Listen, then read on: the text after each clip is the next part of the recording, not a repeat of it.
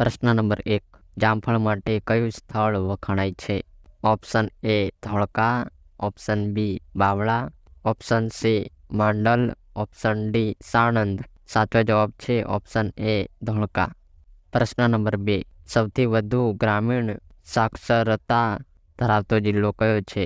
Option A Ahmedabad, option B Vadodara, option C Anand, option D Chhota Udaipur. સાચો જવાબ છે ઓપ્શન સી આણંદ. પ્રશ્ન નંબર 3. ગુજરાતનું કયું શહેર છોટે કાશી તરીકે પણ ઓળખાય છે?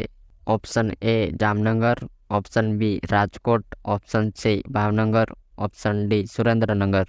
સાચો જવાબ છે ઓપ્શન એ જામનગર.